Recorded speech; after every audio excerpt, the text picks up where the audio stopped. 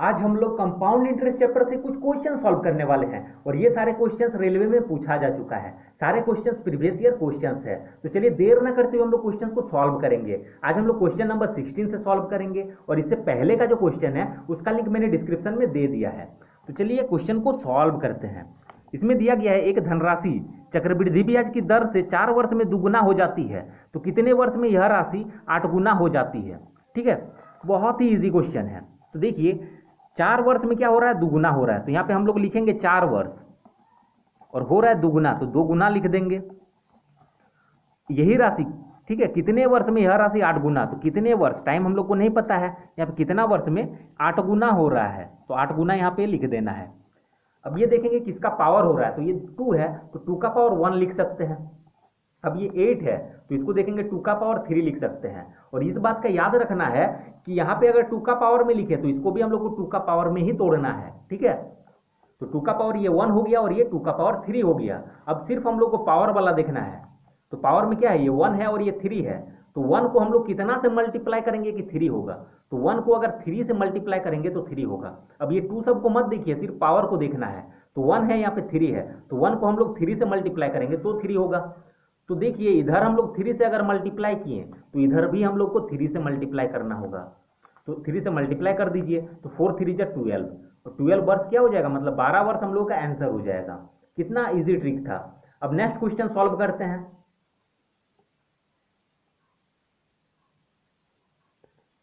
Question number 17 solve करते हैं।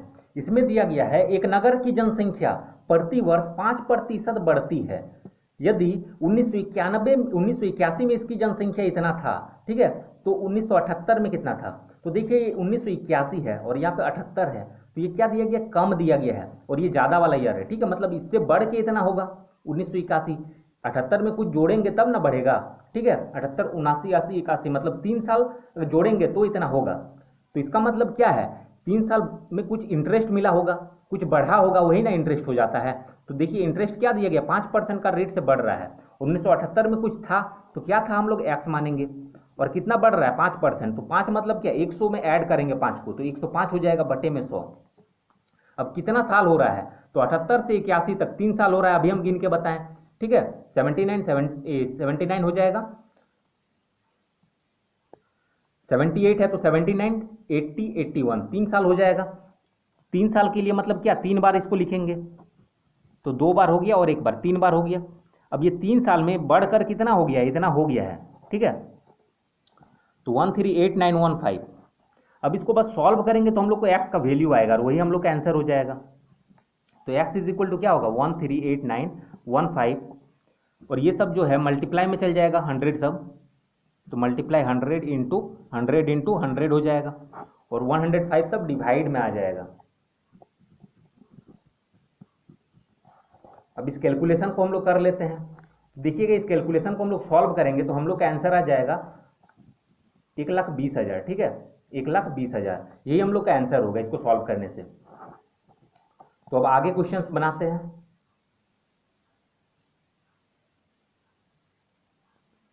Question number 18 solve करते हैं। इसमें दिया गया है एक धन पर 4% की दर से प्रथम वर्ष का चक्रवृद्धि ब्याज 25 रुपया है। उसी धन पर दूसरे वर्ष का चक्रवृद्धि ब्याज क्या होगा। ठीक है, मतलब 2 वर्षों का चक्रवृद्धि ब्याज, दूसरे वर्ष का नहीं, मतलब 2 सालों में उसको कितना चक्रवृद्धि ब्याज मिला है। तो देखिए प्रथम वर्ष मतलब पहला साल में चक्रवृद्धि ब्याज 25 रुपया मिला है और दोनों वर्ष का मिला के पूछा गया है, मतलब टोटल 2 वर्ष का उसको चक्रवृद्धि ब्याज निकालना है। ठीक है, तो देखिए हम लोग को ये पता है कि चक्रवृद्धि ब्याज जो है हर साल बदलता है, हर साल बदलता है, ये बात याद रखना है।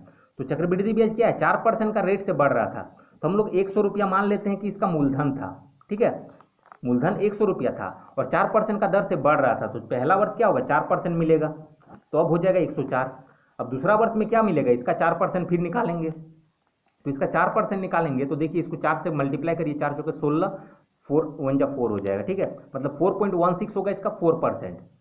अब लिख के नहीं निकालना है, देखिए कैसे निकालें हम, 4 से इसको मल्टीप्लाई कर दिए, 2 के बाद पॉइंट दे दिए। ठीक, अब इसको ऐड करेंगे तो हो जाएगा हम लोगों का 108.16। अब पूछा ही गया है 2 वर्षों का चक्रवृद्धि ब्याज क्या होगा, तो 2 वर्ष का कितना हो रहा है, इससे बस इसको माइनस कर देंगे, ये क्या होता है हम लोग का अमाउंट, और ये हो जाएगा हम लोग का मूलधन है। तो अमाउंट से अगर मूलधन को घटाएंगे, मतलब मिश्रधन से मूलधन को घटाएंगे तो चक्रवृद्धि ब्याज निकलता है, तो इससे इसको घटा देंगे हम लोग, तो 108.16 है, इससे हम लोग 100 को घटाएंगे, ठीक, तो घटा देंगे तो हम लोग का कितना आएगा 8.16, और ये क्या आएगा चक्रवृद्धि ब्याज कंपाउंड इंटरेस्ट 8.16 है।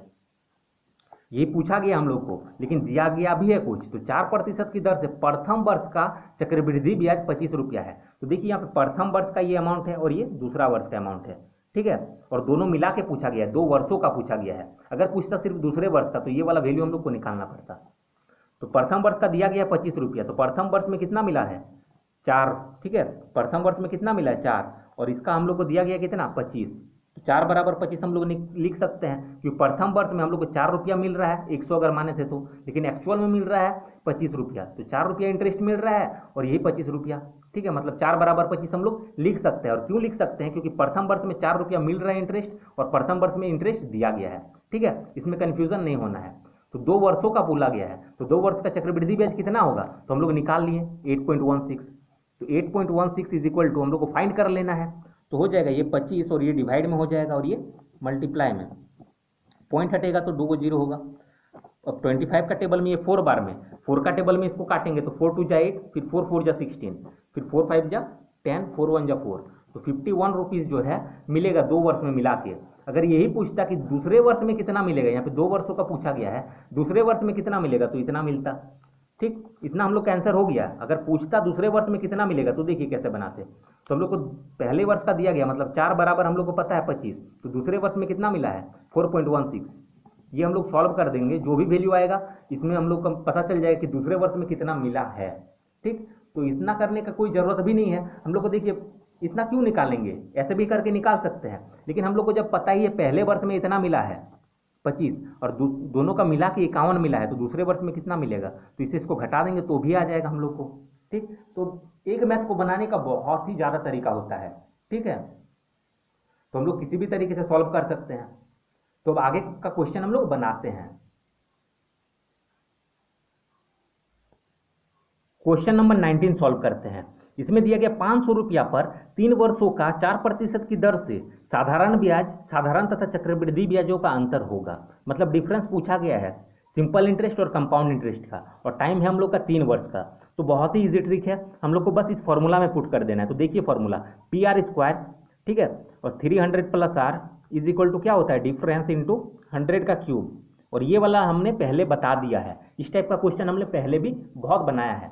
तो चलिए इसको सॉल्व करते हैं। तो पिछले सब का पार्ट सब अगर जिसका क्लियर है तो ये सब क्वेश्चन उसका इजीली सॉल्व हो जाएगा। तो देखिए इसमें P हम लोग को दिया गया कितना 500, तो 500 लिखना है, इंटू R की जगह पे 4% है तो स्क्वायर में है तो 2 बार हो जाएगा मल्टीप्लाई में, इंटू 300 + R, तो 300 और R के जगह पे देखिए 4 है तो 300 + 4, तो क्या हो जाएगा 304 इज इक्वल टू डिफरेंस, ये हम लोग को पूछा गया अंतर क्या होगा, तो अंतर मतलब ही होता है डिफरेंस, इंटू 100 का क्यूब, ये 100 का पावर में है, ठीक है, 100 का क्यूब है। तो देखिए अब ये लिखेंगे 500 × 4 × 4 × 304 इज इक्वल टू डिफरेंस, और ये जो 100 का क्यूब है इस पर आएगा तो डिवाइड में चल जाएगा, तो इसको हम लोग 3 बार लिख सकते हैं मल्टीप्लाई करके 100 × 100 × 100, क्योंकि क्यूब में है तो 3 बार लिखा जाएगा। अब इसको हम लोग सॉल्व करेंगे तो देखिए 2 0 2 0 कट जाएगा, 4 का टेबल में ये 25 बार में कटेगा, और 5 का टेबल में ये 5 बार में कट जाएगा। अब देखिए और ये नहीं कट रहा है तो हम लोग को क्या करना पड़ेगा, इसको मल्टीप्लाई, तो 4 4 जा 16, 4 3 जा 12, और डिवाइड में क्या होगा 5 × 100 हो जाएगा 500। अब इसको भी हम ट्रिक से सॉल्व कर सकते हैं। देखिए इसको डिवाइड करने जाएंगे तो प्रॉब्लम हो जाएगा, मतलब ज़्यादा टाइम लगेगा। इस टाइम को बचाने के लिए हम लोग क्या कर सकते हैं, इसको हम लोग राउंड फिगर में कर सकते हैं चेंज। तो इसको हम लोग देखिए 2 से अगर मल्टीप्लाई कर दिए तो ये 1000 हो जाएगा, वैसे आप लोग डायरेक्टली डिवाइड कर सकते हैं, कोई दिक्कत नहीं है, ये भी एक तरीका है, ये हम समझा रहे हैं, समझिए। तो 2 का टेबल में इसको मल्टीप्लाई करेंगे 2 से, तो 2 से इसको मल्टीप्लाई करना भी आसान है, तो क्या हो जाएगा 12 दूने 24, 16 दूने 32, तो 24 32 हो जाएगा, डायरेक्टली हम लोग कर सकते हैं। अब इससे फिर मल्टीप्लाई करेंगे तो 2 से अगर 500 को मल्टीप्लाई करेंगे तो मतलब 2 से मल्टीप्लाई करने का मतलब क्या, इसका जस्ट डबल, तो इसका डबल कितना हो जाएगा 1000। अभी डिवाइड करने में देखिए कितना इजी हो जाएगा, इसको लिख देना है, 3 को 0 है तो 1 2 3 के बाद पॉइंट, बस ये हम लोग का क्या हो जाएगा अंतर 2.432, ठीक है, ये 2.432 है, अच्छा से लिख देते हैं 2.432, ये हम लोग का क्या हो जाएगा डिफरेंस। ये पूछा गया था कि अंतर कितना होगा, तो अंतर हम लोग का इतना हो जाएगा। अब आगे क्वेश्चन हम लोग सॉल्व करेंगे। क्वेश्चन नंबर 20 सॉल्व करते हैं। इसमें दिया गया है, ठीक है, इतना दिया गया है, 1,33,100 रुपया मूल्य का एक भवन और 7,000 कितना है 72,900 रुपया की जमीन पर बनाया गया। ठीक है, इतना रुपये का एक भवन है जो इतना रुपया का जमीन पर बनाया गया। बोल रहा है कितने समय बाद दोनों का मूल्य समान होगा यदि जमीन का मूल्य 10% की दर से बढ़ रहा हो तथा भवन का मूल्य 10% की दर से घट रहा हो। ठीक है, ये सब प्रैक्टिकल मतलब रियल लाइफ से रिलेटेड ये सब क्वेश्चंस है। ठीक है, लाइफ से हम लोग का रिलेट करता है। जनरली क्या होता है, जमीन का रेट बढ़ता है और वही दिया गया है, जमीन का रेट जो है 10% का दर से बढ़ रहा है और भवन जो हम लोग बना देंगे तो पुराना जितना होता जाएगा उसका रेट घटता जाएगा। और क्यों घटता जाएगा, क्योंकि पुराना होगा तो मान लीजिए सीलिंग उसका खराब हो जाएगा, पेंट खराब हो जाएगा। ठीक है, तो ऊपर वाला झड़ने लगेगा, बहुत तरीके का प्रॉब्लम हो सकता है। तो उस प्रॉब्लम को हम लोग अभी डिस्कस नहीं करेंगे। तो क्वेश्चन अभी समझ में आ गया होगा, तो ये रियल लाइफ से रिलेटेड है तो जानना जरूरी है। तो देखिए इसमें बोला ही क्या था कि एक भवन है, ठीक है, इतना रुपया का एक भवन है और इतना रुपया की जमीन पर बनाया गया। बोल रहा है दोनों का मूल्य कितना समय बाद इक्वल हो जाएगा, जबकि जमीन का मूल्य क्या हो रहा है, बढ़ रहा है 10% का रेट से और भवन का मूल्य 10% का रेट से घट रहा हो। बहुत ही इंटरेस्टिंग क्वेश्चन है। तो देखिए ये रेट हम लोग को पता है, मतलब रेट नहीं, ये दिया गया है इसका मूल्य, मतलब पी है, मूलधन है, ये पता है, और ये बढ़ रहा है और एक घट रहा है। तो बढ़ क्या रहा है, तो देखेंगे कि हम लोग जमीन का मूल्य 10% की दर से बढ़ रहा है। तो जमीन कौन वाला है, तो देखिए ये वाला जमीन है, तो इतना रुपये की जमीन, तो ये इतना रुपया लगा है जमीन का, मतलब इतना क्या है, मूलधन है। तो मूलधन को हम लोग ऐसे लिखते हैं, लिख लिए मूलधन, और रेट कितना है 10% की दर से ये बढ़ रहा है। तो बढ़ रहा है क्या, तो ये इसमें 10 को ऐड कर देंगे, 100 में इसको ऐड कर देंगे तो 110 हो जाएगा बटे में 100। बढ़ रहा है इसीलिए 100 में इसको ऐड किए तो 110/100 हो जाएगा। अब कितना समय, समय हमको पता ही नहीं है। समय पता रहता, मान लीजिए 3 वर्ष बोलता तो हम लोग इसको 3 बार लिख लेते मल्टीप्लाई करके, लेकिन यहाँ पे समय ही निकालना है कितने समय में, तो मान लेते हैं कि n समय था। ठीक है, इसको पावर में लिखना है टाइम को, इतना थोड़ा सा माइंड में रखना है। तो इसको हम लोग सॉल्व करते हैं तो हम लोग का मिश्रधन निकल के आ जाता है, और जनरली मिश्रधन ही ये पूछा गया है, क्वेश्चन में मिश्रधन ही पूछा गया है इनडायरेक्टली। इतना रुपया का था मूल्य, इतना रुपया का जमीन था और 10% की दर से बढ़ रहा है, तो मान लेते 2 साल बाद क्या होता, तो 2 साल बाद क्या होता, बढ़ जाता है। यहाँ पे 10% का दर से बढ़ रहा है तो बढ़ेगा ही। ठीक है, तो ये जो हम लोग निकालते हैं ये क्या निकलता है, मिश्रधन निकलता है, तो इतना निकला। अब बोल रहा है इतना रुपये का जो भवन था, भवन का मूल्य क्या हो रहा है, 10% की दर से घट रहा है। तो ये जो भवन है और ये कितने समय बाद क्या हो जा रहा है, इक्वल हो जाएगा। तो इतना का भवन है और ये 10% की दर से घट रहा है, तो 100 में 10 को घटाएंगे, क्यों घटाएंगे, क्योंकि घट रहा है, तो 100 में 10 को घटाएंगे तो हो जाएगा 90 बटे में 100। इसमें बढ़ रहा था इसलिए 100 में 10 को ऐड किए थे। अब इसका भी हमको टाइम पता नहीं है तो इसको भी पावर में n कर देना है। अब बोल रहा है कि दोनों कितने समय बाद क्या हो जाएगा, मूल्य समान हो जाएगा, तो दोनों क्या हो जाएगा, इक्वल हो जाएगा। अब बस इस इक्वेशन को सॉल्व करेंगे, हम लोग का आंसर आएगा। तो इसको कैलकुलेशन कर लेते हैं, तो 2 0 2 0 कट जाएगा, फिर यहाँ से भी देखिए कट जाएगा। तो अब इसको हम लोग लिखेंगे 729 और मल्टीप्लाई में 110 बटा पावर में n है, और ये इतना है इंटू 90 का पावर n, ये दिया गया है हम लोग को। n मतलब क्या, टाइम है। ठीक है, n मतलब टाइम है, समय। अब n वाले को हम लोग एक साइड में कर लेते हैं जिसका पावर में n है, तो इसको यहाँ पे रहने देते हैं 110 का पावर n। अब इसको इस पार ले आते हैं तो क्या हो जाएगा, 90 का पावर n, और यहाँ पे 1331 है और ये डिवाइड में चल जाएगा 729। अब देखिए दोनों का पावर सेम है तो एक फॉर्मूला याद रखिएगा, a का पावर m बाई a का पावर n। a कहने का मतलब क्या है, दोनों मतलब इस टाइप का अगर रहेगा a का पावर m इंटू a का पावर n, तो इसको, या फिर ये तो हम लोग गलत लिख दे रहे हैं, दोनों का पावर सेम हो जाएगा। ठीक है, m का पावर a मान लेते हैं और m का पावर ऐसे लिख लेते हैं, a है एक b है, इसका पावर हम मान लेते हैं n और इसका पावर भी n मान लेते हैं। जब ऐसा रहेगा, ठीक है, ये फॉर्मूला है याद रखना है, तो क्या हो जाएगा, a बाई बी का पावर n हो जाएगा। दोनों का पावर सेम है तो एक में हम लोग लिख सकते हैं। ठीक है, इतना माइंड में रखना है, फॉर्मूला हम सिर्फ समझाने के लिए लिखे, रटने का जरूरत नहीं है। देखिए दोनों का पावर सेम है तो हम लोग को क्या करना है, 110 बटा 90 लिखना है और एक ही को पावर कर देंगे। इसका मतलब क्या है, इसका भी पावर n है और इसका भी पावर n है, इज इक्वल टू इतना लिख देंगे 1331 बटा में 729। अब इस देखिए 0 0 कट जाएगा, हम लोग लिखेंगे 11 बटा 9 का पावर n। अब इसको भी हम लोग तोड़ेंगे और ऐसा तोड़ेंगे कि इसमें कन्वर्ट हो जाए, मतलब 11 का इसमें तोड़ेंगे इसको, तो 11 का इसमें तोड़ेंगे तो ये देखेंगे कि 11 का क्यूब हो जा रहा है और ये 9 का क्यूब हो जा रहा है। 729 जो है 9 का क्यूब हो जाता है। तो देखेंगे दोनों ही क्यूब हो रहा है तो एक ही बार में हम लोग लिख देंगे पावर में 3। अब ये दोनों कट जाएगा तो हम लोग लिख सकते हैं n बराबर 3। n क्या था? समय था, तो समय ही हम लोग को पूछा गया, तो n बराबर 3 वर्ष। ठीक है, ये हम लोग का आंसर हो जाएगा। अब आगे क्वेश्चन हम लोग बनाएंगे। क्वेश्चन नंबर 21 सॉल्व करते हैं और ये इस चैप्टर का लास्ट क्वेश्चन है। तो जिसको भी ये वीडियो अच्छा लगा वो वीडियो को लाइक करिएगा और चैनल को सब्सक्राइब जरूर करिएगा। तो चलिए इस क्वेश्चन को सॉल्व करते हैं।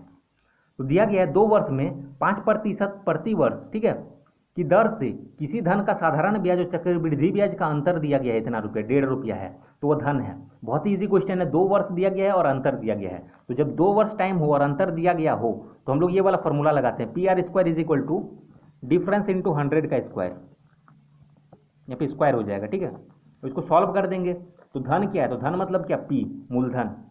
तो P लिख दिए, इंटू रेट दिया गया देखिए 5%, तो 5 गुना 5 हो जाएगा, स्क्वायर में इसीलिए 2 बार लिखेंगे। और अंतर दिया गया देखिए 1.5 रुपया, तो यहाँ पे अंतर 1.5 रुपया लिख देंगे। 100 का स्क्वायर है तो 100 इंटू 100 हो जाएगा। अब P is equal to 1.50 into 100 into 100। अब ये दोनों 5 जो है डिवाइड में आ जाएगा। पॉइंट को अगर हटाएंगे हम लोग तो क्या होगा? मल्टीप्लाई में 100, 100 कट जाएगा। 5 का टेबल में ये 20 बार में, 5 का टेबल में ये 4 बार में। अब इसको मल्टीप्लाई कर देंगे, 15 4 जा हो जाएगा 60 और एगो 0 है, तो मतलब 600 रुपया मूलधन हो जाएगा। तो अब नेक्स्ट वीडियो में हम लोग मिलेंगे, किसी दूसरे चैप्टर को सॉल्व करेंगे। ठीक है, तो जिसको भी ये वीडियो अच्छा लगा वीडियो को लाइक करें और चैनल को सब्सक्राइब जरूर करें। Thanks for watching.